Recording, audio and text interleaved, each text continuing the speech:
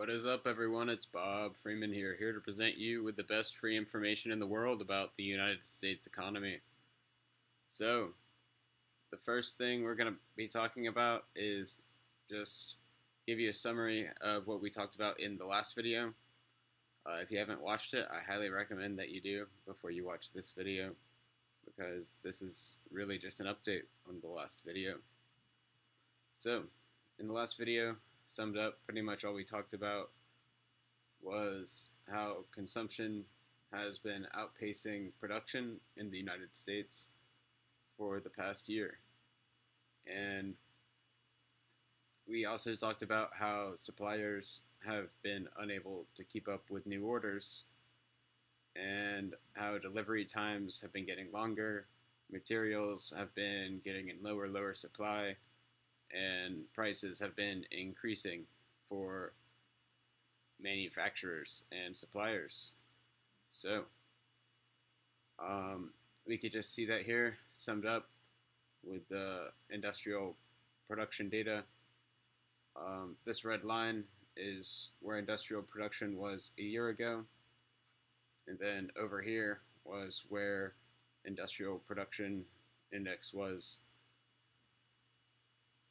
prior to COVID lockdowns. And this number comes from the Federal Reserve, and it lags a little bit. Like, it doesn't come out, it comes out every month, but it comes out kind of late. So it's a good number, but it's not a good number to look at for like the most up-to-date information. But it just shows you that industrial production in the United States has not fully recovered yet.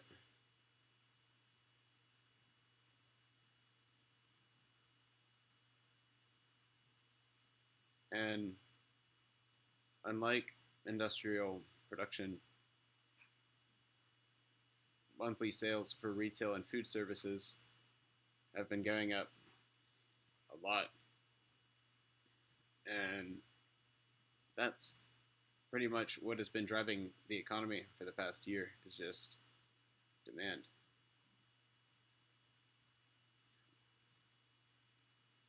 But in this video, we already talked about this in the last video. So if you want to see this further explained, go watch the last video. It's free. It's the last video that I posted on this channel. So since then, what I found to be the most interesting information to come out: the University of Michigan does a report, or a survey on a survey of consumers, and one of the components of that survey, that they do this survey every month, one of the components of this survey is inflation expectations for the next year. And over the past month, just from April to May, consumers' 1-year expectations for inflation have gone up about 40% from where they were. That's a large jump. We have not seen anything like that since 2011, I guess.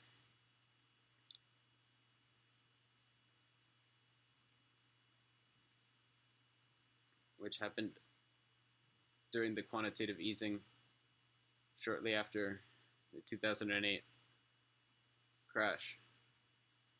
You can see again where inflation worries were even higher. I think that this will be a good indicator to look at going forward, because regardless of whether or not the CPI or other indicators that tell you about inflation are telling you inflation is going up, does it really matter unless the consumers are complaining about it? if the consumers are complaining about it, then it is a problem. And as we can see here, I believe these price increases are starting to hit consumers in a way that consumers are perceiving as a problem.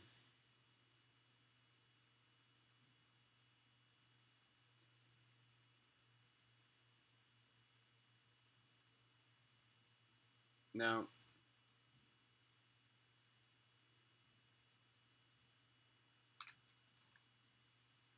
for manufacturers, this information came out the 1st of May. And I'm sorry, the 1st of June. It also came out on the 1st of May. It comes out on the first business day of the month, every month. It's the manufacturer's PMI report. It's released by the Institute of Supply Management. And we can see that prices are increasing very quickly. Delivery time for manufacturers are increasing very quickly and have been increasing since about a year ago.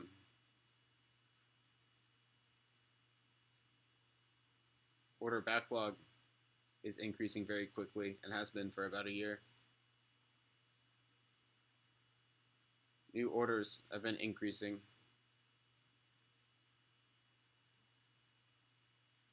And for the past 2 months, production has been slowing very sharply in manufacturing in the United States, as well as employment for the past 2 months. While it still may be growing, its growth is slowing very quickly. At least it has been slowing very quickly for the past 2 months, according to this report.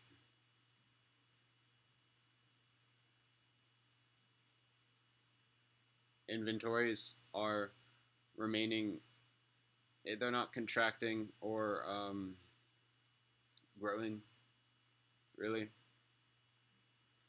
But customers' inventories, which I did not have the historical data for, unfortunately, but that's all right, because I already know, we can already tell that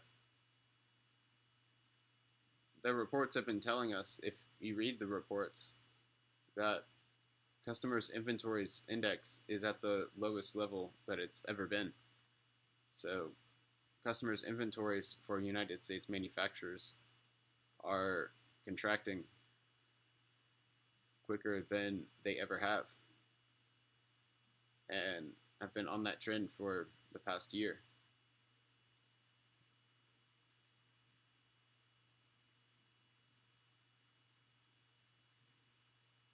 Now, the non-manufacturers index, the services PMI report, has been showing us kind of similar things, but the manufacturing PMI has, I believe it's been leading this as far as it's been leading this report as far as employment goes.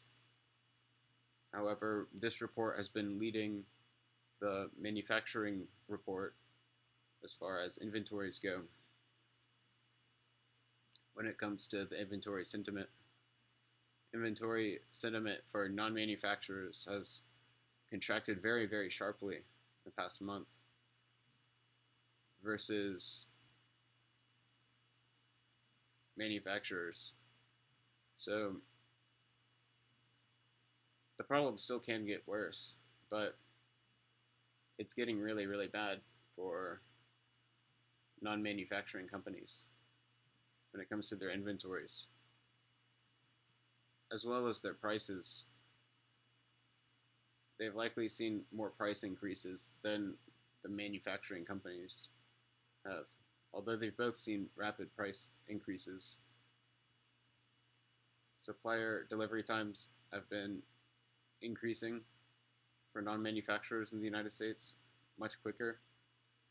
It's been a sharp increase, in the supply delivery times for non-manufacturers in the month of May.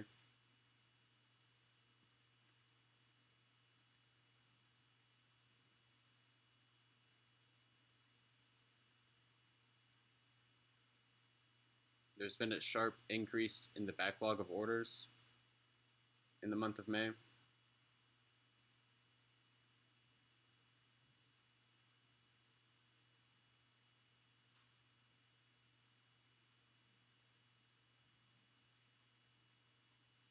And there is no longer any growth of inventories.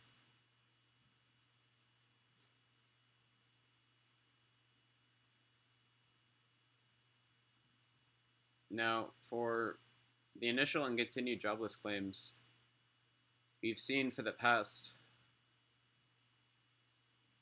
3 months, since March, it's remained pretty flat. And that's really bad.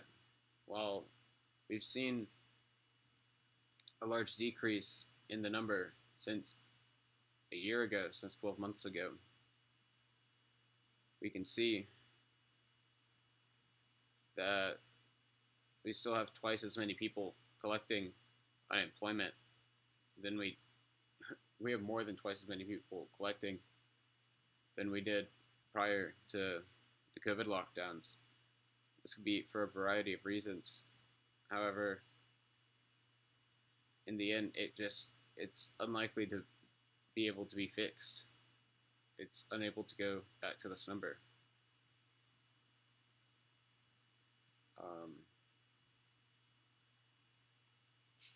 I think there's been a lot of job displacement and companies just decreasing headcount to the point where there's just going to be a lot of people permanently unemployed in the future. And we'll probably never see unemployment like we saw prior to the lockdowns ever again in the United States. But we'll see. Maybe, hopefully, it will continue to get better. But we'll see. Now, another good number to look at for employment, as well as how employment relates to industrial production in the United States, is we can look at the aggregate weekly hours of production and non-supervisory employees. Now, this index represents the amount of hours that employees are working in different sectors each week. So we can see in some sectors, such as transportation and warehousing, employment has made a full recovery. However, this dotted line just represents the aggregate total of private weekly hours of production and non-supervisory employees. And we can see that just in total, we haven't seen a full recovery. There's still many sectors of the economy that haven't shown a full recovery in employment. And it just looks really, really similar. I mean, there's definitely a correlation with employment and industrial production, because, I mean, if there's 2 million or more people who are unemployed that are not producing things, then less things are going to be produced. I mean, imagine 2 million people, how much production, how much labor that is. If there's more than 2 million people worth of production that's not been taking place, that usually takes place for the past year, well, stuff like this is happening, where there's a record amount of spending in retail and food services. There's going to eventually be problems, like we've seen in these other reports.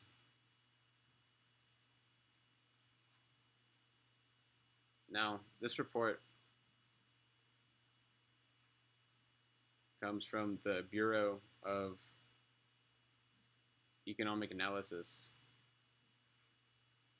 and they have just a lot of information about the economy, but however, it's usually pretty good information, but it's usually lags other information that comes out. But they have information just about manufacturing inventories, and the latest release, the release that came out last month, uh, was only updated up until March. However, it is updated soon, like recently enough to where it can give us a picture of what has been happening to manufacturing inventories for the past year. Because the trends in the other charts have not changed for the past year. They're just getting worse and worse. So we can see here where materials and supplies build it up over the lockdowns, where there was a lot less production. But for the past year, materials and supplies have been decreasing because people have been using them.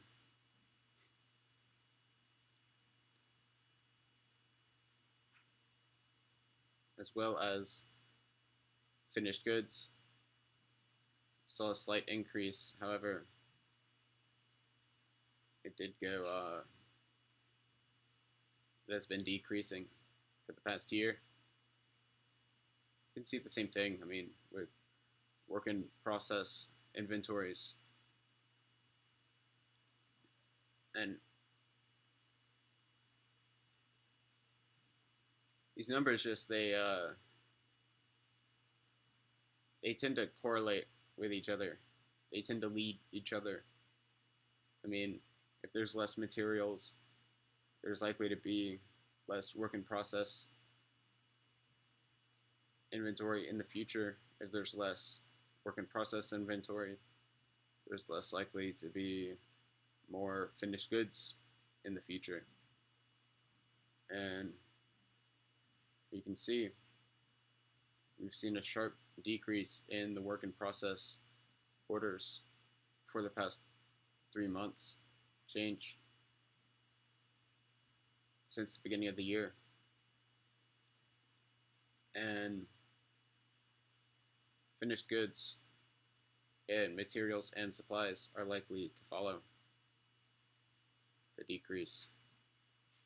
So in future updates, I'm sure this report is not going to look very favorable. However, all the information that I've seen since my warning about the United States economy pretty much confirms what I think is going to happen. So, hope that you enjoyed this video. Apologies for not coming out with many videos recently. I have quite a few plans for more videos this month, and I hope that you enjoy them. I hope that you enjoyed this one, and I hope that you have a great rest of your day. Goodbye.